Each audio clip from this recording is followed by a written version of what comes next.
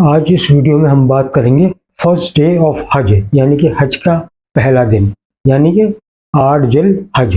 इसी वीडियो में हम बात करेंगे जब अजीजिया से मीना आपको जाना है तो अजीजिया छोड़ने से पहले वो 4 काम कौन से हैं जो आपको करना बहुत ज़रूरी है, वरना हो सकता है आपको परेशानी हो।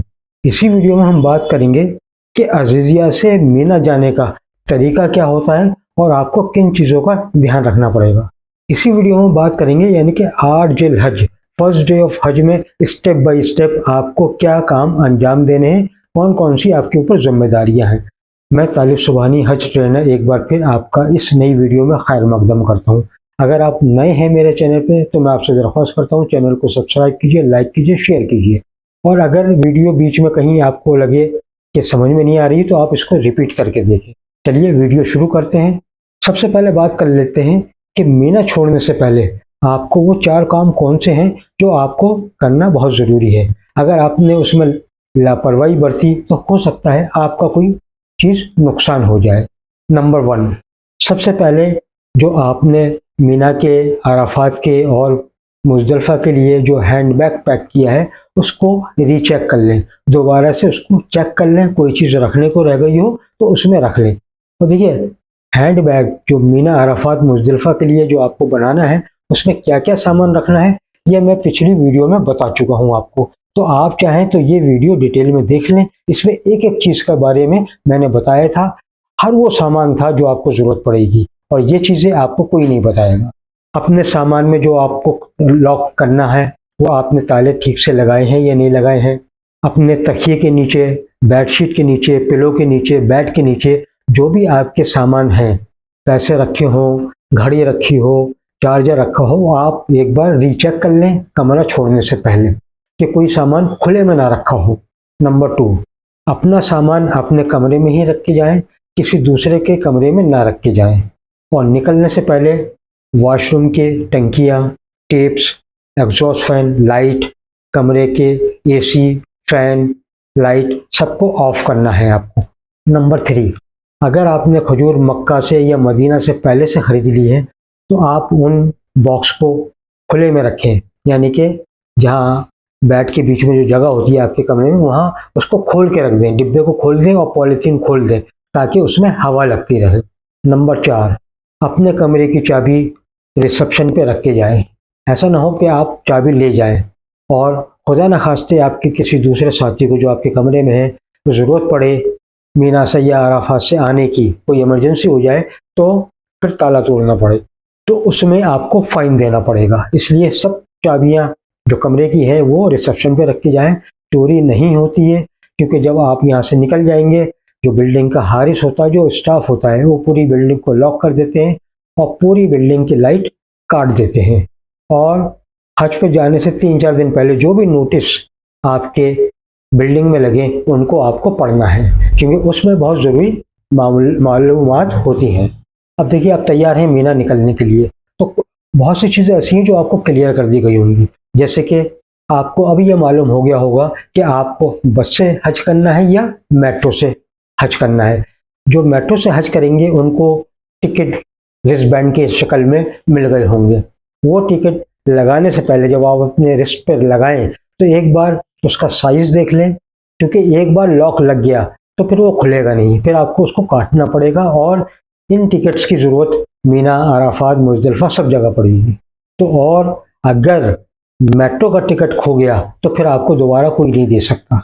अब आपको आपके आधाई कूपन भी मिल गए होंगे क्योंकि हज पे जाने से 8 दिन पहले या 4 दिन पहले आपको आधाई कूपन दे दिए जाएंगे। अब उसमें आप देख सकते हैं कि जब 10 जिल हज आए तो आप QR कोड उसको स्कैन करके देख सकते हैं कि आपकी कुर्बानी हो गई या नहीं हो गई।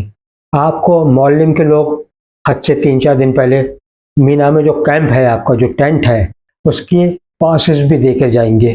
वो पासेस आपको अपने गले में डाल के रखना है। और देखिए, मीना निकलने से पहले तमाम IDs अपने गले में डाल के रखना है। बहुत से लोग कह रहे हैं नुसुक कार्ड रख लो, बाकी कुछ नहीं। देखिए, नुसुक कार्ड में जो इन्फॉर्मेशन होती है वो सऊदी गवर्नमेंट के लिए होती है। आप अगर खो गए या आपके साथ कोई मसला हो गया तो हज कमेटी का जो कार्ड है या मोहल्ले का जो कार्ड है वो आपके बहुत काम आएगा। हाथ का कड़ा, रिस्ट बैंड, तमाम आई कार्ड आपको पहन के रखना है। हर वक्त पूरे हज के 5 दिनों में। मीना छोड़ने से पहले आप देख लीजिएगा आपकी बिल्डिंग में मीना के और अराफात के मैप लगा दिए जाएंगे कि आपका कैंप किधर है, आपका कैंप किधर है। तो आपको वो मैप तो नहीं मिलेंगे, लेकिन आप उस मैप का मुजदलफा और अराफात का भी और मीना का भी उनके फोटो खींच के अपने मोबाइल में रख लीजिएगा, ताकि अगर मीना में या अराफात में आपको आपका कैंप न मिले तो आप उसको इस मोबाइल से देख लें। अजीज़ सब, मीना जाने का जो तरीका है वो थोड़ा सा अलग होता है। आप स्टेप बाय स्टेप मैं आपको बता रहा हूँ, सब चीज़ें आप गौर से सुनते रहिएगा। देखिए, ट्रैफिक की वजह से मिनिस्ट्री ऑफ सऊदी अरब उमरा एंड हज और मक्का का जो लोकल एडमिनिस्ट्रेशन है वो हर मोअल्लिम को एक टाइम स्लॉट दे देता है कि आपको अपने हाजियों को इस तारीख में लेके जाना है। और ट्रैफिक जाम की वजह से, क्योंकि 30 लाख हाजियों को पूरे मक्का से मीना बसेस के ज़रिए ही मूव करना पड़ता है। यहाँ कोई मेट्रो नहीं होती, कोई कार नहीं मिलेगी, या तो पैदल जाएंगे या बसेस के ज़रिए जाएंगे। तो अजीज़िया में हाजी नहीं ठहरे हुए हैं, पूरे मक्का में हाजी ठहरे हुए हैं, उनको सबको बसों के ज़रिए मीना पहुँचाया जाएगा। तो ट्रैफिक जाम ना हो, इस वजह से 7 जिल हज को ज़ोहर के बाद से मीना के लिए मूवमेंट शुरू हो जाता है। यानी कि हाजियों का जाना 7 जिल हज यानी कि एक दिन पहले से ही मीना जाना शुरू कर दिया जाता है। अब आपका नंबर कौन से वक्त आता है ये आपको बता दिया जाएगा। तो उसमें होता यह है कि 7 जिल हज को या 8 जिल हज को जो भी टाइम है आपकी बिल्डिंग पे टाइम लगा दिया जाएगा कि हम इतने बजे मूव करेंगे। बहुत सी जगह पे नोटिस नहीं चिपका पाते तो वो बिल्डिंग के हारिस को बता जाते हैं कि हाजियों को बता देना कि 7 जिल हज को असर के बाद जाना है या 8 जिल हज को फजर के बाद जाना है। जो भी टाइम होगा उस वक्त आपको तैयार रहना है। अभी जो भी टाइम है आपका मुकर्रर हो गया, आपको मालूम हो गया। सपोज उन्होंने कहा कि 7 जिल हज को इशा के बाद लेके जाना है। अब देखिए, आप ऐसा मत कीजिएगा कि इशा के बाद फ़ौरन एहराम बांध लें। आप गौसल कर लीजिएगा और फिर आराम करिएगा, क्योंकि बसेस लेट होने की वजह से कभी कभी दो 3 घंटे लेट भी आते हैं मोअल्लिम के लोग आपको उठाने के लिए। तो इसलिए आप अभी गौसल करके तैयार रहिएगा, एहराम तैयार रखिएगा, अपना बैग तैयार रखिएगा, तमाम चीज़ें लॉक कर दीजिएगा। और जब मोअल्लिम की बसेस आएंगी तो वो शोर मचाएंगे, हाजी मीना मीना मीना, हाजी मीना मीना, जल्दी जल्दी, वो शोर मचाएंगे जैसे बिल्कुल अभी चलना है। आप आराम से एहराम बांधिए, एहराम के 2 नफिल पढ़िए और फिर नियत कीजिए कि मैं अपनी तरफ से या आप किसी और की तरफ से हज कर रहे हैं, हज की नियत करिए कि मैं हज की नियत करता हूँ, इसको अल्लाह कबूल फरमा ले, इसको अल्लाह कबूल फरमा ले और आसान कर दे, और इसमें जो भी रास्ते हैं उनको हमवार कर दे, एक एक दुआ को हमारी कबूल फरमा ले। फिर आप नीचे आ जाइए आराम से, कोई जल्दबाजी आपको नहीं करनी है। आराम से बसेस में बैठिए, वो बसें आपको मीना लेके जाएंगी और आपके मकतब के बाहर गेट पे छोड़ देंगी। और जब नियत कर लें आप हज की तो फिर आपको तलबिया में मशगूल रहना है। अब लड़ाई झगड़े जल्दबाजी ये सब कुछ छोड़ के जाना है। सब्र, अच्छे अखलाक और दिल में यकीन कि अल्लाह को राज़ी करके लौटेंगे, ये लेके जाना है। बाकी सब चीज़ें छोड़ के जानी है। अब आप ये सोच लीजिए कि ये 5 दिन आपकी ज़िंदगी के बहुत मुबारक और ख़ास दिन हैं। आप खुशनसीब हैं कि अल्लाह ने आपको ये मौका दिया है, इसको ज़ाया मत होने दीजिएगा। पर्सनल बातचीत में, इधर उधर की गपशप में, घूमने में, लड़ाई झगड़े में, इसमें इसको बर्बाद मत कीजिएगा।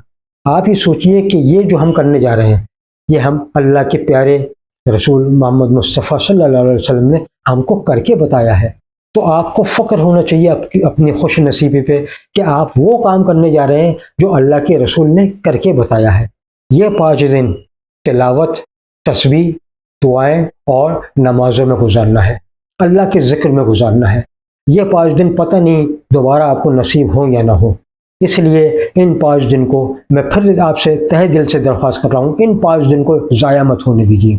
जब बसेस आपको मकतब के सामने उतार देंगी तो देखिए, यहाँ थोड़ा सा एहतियात करना है। जो अस्थमा के पेशेंट हैं, जो हाइपर टेंशन के पेशेंट हैं, उनको थोड़ा सा सब्र से काम लेना है, क्योंकि ये जो 5 दिन है थोड़ा सा मुश्किल है। इसमें आपको कम खाना है, कम सोना है, और जो रोज़मर्रा की ज़िंदगी के जो आपके शेड्यूल है उसको चेंज करना है।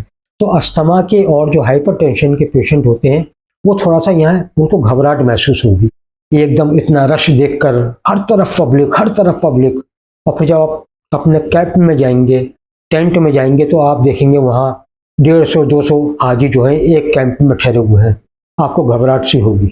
आप बैठिए, पानी पीजिए, थोड़ा सा रेस्ट कीजिए, गहरी गहरी सांसें लीजिए और फिर आपको जगह अपनी देखनी है कैंप के अंदर। देखिए यहाँ जो जगह मिलती है वो 1.5 फीट चौड़ा गद्दा होता है और 6 फीट लंबा होता है। इसी में आपको गुजर बसर करनी है। ऐसा ना करें आप कि गद्दे हुआ बराबर बराबर बराबर बिछे होंगे, तो आप ये ना करें कि बराबर वाला गद्दा जो है उठा के फेंक दें और अपना बैग रख लें वहाँ पे, क्योंकि वो कैंप या तो 150 लोगों के लिए है या 200 लोगों के लिए, उतने ही उसमें गद्दे डाले गए हैं। अगर आपने गद्दे निकाल के फेंक दिए तो बाकी लोगों को जगह नहीं मिलेगी। आपको 1.5x6 के गद्दे पे ही सफर करना है। यही आपको जगह अलॉट की गई है मौलम की तरफ से, और इस छोटी सी जगह की कीमत 1500 रियाल है। समझ गया कितना महंगा है मीना में कयाम करना। 1.5 फीट बाई 6 फीट की जगह यानी कि 0.98 स्क्वायर फीट जो जगह अलॉट की जाती है हाजियों को, उसका किराया 500 रियाल होता है। आपको उसमें ही एडजस्ट करना है। आराम कीजिए थोड़ा सा और फिर तिलावत में मशगूल हो जाइए। अपनी हज्जन के कैंप अलग होंगे। हज्जन के कैंप में आप अपनी हज्जन को छोड़ के आइए और आप मर्दों वाले कैंप में आ जाइए। अब देखिए यहाँ आपको औरतों वाले कैंप में बिल्कुल नहीं जाना है, वरना होता क्या है, हमने देखा है क्या, गेट पे खड़े होकर आवाज़ दी बतूलन, उसने आवाज़ दी हाँ हाजी साहब आ जाओ, अंदर चले गए। अब देखिए अंदर जो है 150-200 हज्जन लेटी हुई हैं, किसी भी हालत में लेटी हुई हैं, आराम कर रही हैं, बेपर्दगी है, आप अंदर चले गए तो ये बदतमीजी है और गैर जिम्मेदार हरकत है। इसलिए अपनी हज्जन को मिस कॉल देके बाहर बुलाइए या गेट पे किसी हज्जन से कह दिए कि हमारी बीबी है बतूलन, उसको आवाज़ दे दो, वो बाहर आ जाएंगी। और देखिए चप्पल अंदर पहन के ना जाएं कैंप के अंदर। चप्पल उतारें, एक पॉलीथीन अपने पास रखें, पॉलीथीन में रखें और फिर चप्पल अंदर लेके जाएं। और जब आप जाएंगे आप देखेंगे कि मीना में बड़ी सफाई होगी। ऐसा ना करें कि आप हाथ भी गैलरी में धोएं, कूड़ा भी वहीं फेंक दें, कुल्ली भी वहीं करें, चाय भी वहीं फेंक दें। आपको अपनी गैलरी की सफाई रखनी है ताकि आपको 5 दिन यहाँ गुजारने हैं।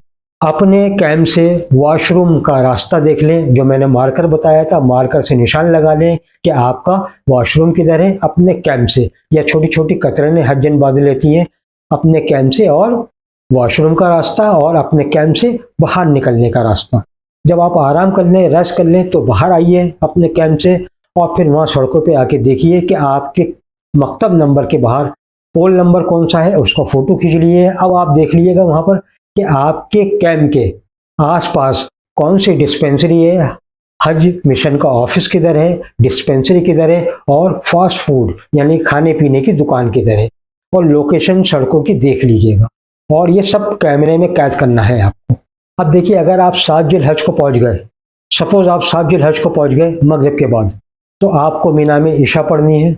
7 जिलहज को इशा पढ़नी है, फिर 8 जिलहज को ज़ोहर पढ़नी है, असर पढ़नी है, मगरिब पढ़नी है, इशा पढ़नी है, और 9 जिलहज को फजर पढ़नी है। और अगर आप 8 जिलहज की सुबह गए हैं फजर के बाद, तो आपको ज़ोहर पढ़नी है, असर पढ़नी है, मगरिब पढ़नी है, इशा पढ़नी है, और 9 जिलहज की फजर पढ़नी है, और बाकी तस्बीह तिलावत में मशगूल रहना है। ये मुबारक जगह है। रसूलुल्लाह सल्लल्लाहु अलैहि वसल्लम को ये मीना की वादी बहुत पसंद थी। आपने यहाँ बहुत इबादत की थी, तो आप भी यहाँ खूब दिल भर के इबादत कीजिएगा, क्योंकि ये 5 दिन हो सकता है आपकी ज़िंदगी में दोबारा लौट करना है। इनको सही से इस्तेमाल करना है आपको। अब देखिए मीना में वो कौन से ऐसे चीज़ें हैं जो आपको नहीं करनी है, कतई भी नहीं करनी है। नंबर 1, लेडीज़ के खैमे में बिल्कुल नहीं घुसना है, ना लेडीज़ को मर्दों के खैमे में घुसना है। जो बेडिंग है, जो गद्दे हैं, उनको बाहर नहीं फेंकना है। जैसे बिछे हैं वैसे बिछे रहना है, वरना इससे दूसरे हाजियों को तकलीफ होगी। मीना में कपड़े नहीं धोना है। अक्सर वहाँ लोग कपड़े धोते हैं, फिर वॉशरूम में पानी ख़त्म हो जाता है क्योंकि वहाँ लिमिटेड पानी होता है। कपड़े नहीं धोने हैं, वहाँ पर एहराम नहीं धोना है। गैलरी में डस्टबिन रखे हुए हैं, उसी में कूड़ा फेंकना है। हाथ नहीं धोने हैं, कूड़ा नहीं फेंकना है, खाने के पैकेट नहीं फेंकने हैं। जो भी खाने का वक्त आएगा, मौलम के लोग आपके कैंप में आएंगे, वो क्या खाना आपको दिया जाएगा। आपको किसी भी हालत में किचन की तरफ नहीं जाना है। अगर आप किचन की तरफ गए तो फिर वो छोड़ के चले जाते हैं, फिर लूटस होती है, लूटमार होती है। इसलिए अपने कैंप में ही इंतजार करना है, और ऐसा ना हो कैंप के बाहर आए तो सब हाजिर टूट जाए उसके पास, फिर वो छोड़कर चला जाएगा। फिर किसी को एक भी पैकेट मिलेगा और कोई दो दो पैकेट ले जाएगा। और जो काम आपको करने हैं, खामोश मिजाजी अख्तियार करनी है मीना में। अपने काम से काम, तिलावत, तस्बीह, दुआ और नमाज़ें पढ़नी है। मार्कर से अपने खैमे में नमाज के टाइमिंग लिख लें, सबसे मशवरा करके कि ज़ोहर के वक्त करेंगे, असर के वक्त करेंगे, मगरिब, इशा, फजर के टाइमिंग लिख लें और उसी टाइम पे अपने खैमे में बाजमात नमाज अदा करें। इन 5 दिनों में ओवर ईटिंग नहीं करनी है, ज़्यादा खाना नहीं खाना है, ज़्यादा नहीं सोना है, ज़्यादा बातें नहीं करनी है, स्मार्ट नहीं बनना है, लिक्विड डाइट ज़्यादा लेनी है, एनर्जी गेन वाली, एनर्जी गेन डाइट जो होती है, इलेक्ट्रोल है, ग्लूकोज है, इसको ज़्यादा पीना है। आपको याद रखना है कि आप एहराम की हालत में हैं। एहराम की क्या क्या पाबंदी है आपको मालूम होना चाहिए। ये मैंने वीडियो बनाया था कि एहराम कैसे बांधते हैं और उसकी पाबंदियाँ क्या हैं, आप देख सकते हैं। 15 मिनट्स में एहराम बांधने का तरीका ये मैंने बताया था, बगैर किसी गार्ड के, बगैर किसी नॉट के। तो आप चाहे तो ये वीडियो देख लीजिए, इसमें मैंने पूरा आसान तरीके से बता दिया था। अब हो सकता है कि मौलम को जो टाइम अलॉट किया गया है मीना से अराफात के लिए, हो सकता है आपका इशा के बाद ही मूवमेंट कर दें, क्योंकि मीना से अराफात के लिए असर के बाद, 8 जिलहज को असर के बाद से मूवमेंट शुरू कर दिया जाता है। अब आप बस से जा रहे हैं तो बसें आपके मकतब के बाहर आ जाएंगी। अगर आपको ट्रेन से जाना है तो ट्रेन के 2 स्टेशन इंडियन हाजियों को अलॉट किए गए हैं इस बार, मीना स्टेशन 2 और मीना स्टेशन 3। तो मौलम के लोग आएंगे, आपको उनके साथ जाना है, ग्रुप में जाना है। अगर आप खो गए मीना, अराफात, मुजदलिफा में, तो फिर आपकी इबादत गई, आप एक दूसरे को ढूंढते रह जाएंगे। इस सिलसिले में मैंने वीडियो बनाया था कि हाजी लोग कहाँ खो जाते हैं। आप ये वीडियो ज़रूर देख लीजिएगा हज पर जाने से पहले। अगर आप मीना, अराफात या मुजदलिफा में खो गए तो आपको कैसे मिलना है, ये पूरा मैंने इसमें बताया था। ये था स्टेप बाय स्टेप। पहले दिन आपको हज को, यानी कि 8 जिलहज को, फर्स्ट डे ऑफ हज को आपको क्या क्या काम अंजाम देने हैं। देखिए, इतनी डिटेल में स्टेप बाय स्टेप आपको कोई नहीं बताएगा। ये वीडियो ज़ाहिर 5 मिनट का भी हो सकता था, लेकिन एक एक चीज़ बतानी थी, इसलिए ये वीडियो हो सकता है लंबा हो जाए। तो आप वीडियो पूरा देखिएगा, रिपीट करके देखिएगा। और मैं दरख्वास्त करता हूँ आपसे, अगर आपको लगता है कि मैं आपको सही इन्फॉर्मेशन दे रहा हूँ, डिटेल में बता रहा हूँ, तो फिर मेरा हक बनता है मैं आपसे दरख्वास्त करूँ कि मेरे चैनल को सब्सक्राइब कीजिए, लाइक कीजिए, शेयर कीजिए। जो भी सोशल मीडिया के प्लेटफॉर्म है, इंस्टाग्राम, स्नैपचैट, व्हाट्सएप, फेसबुक, इसको आगे बढ़ाइए ताकि लोगों को फ़ायदा हो। जब लोगों को फ़ायदा होगा तो आप भी दुआओं में शामिल हो जाएंगे। और हम दुआ करते हैं जो भी हाजी हजरात इस बार जा रहे हैं, अल्लाह उनके हज को कबूल फरमा ले, एक एक दुआ को उनकी अपनी बारगाह में कबूल फरमा ले। और जो अभी तक महरूम है, अल्लाह उनको भी जल्द से जल्द दीदार नसीब फरमा। और जो मुसलमान बहन भाई बीमार हैं, अल्लाह उनको शिफाए कामिला अता फरमा। और जिन लोगों के माँ बाप हयात हैं, अल्लाह उनकी उम्र दराज करे और उनकी औलादों को उनकी खदमत करने की तौफीक अता फरमाए। आमीन सुम्मा आमीन। अभी तक के लिए इतना ही। अल्लाह आपका निगहबान।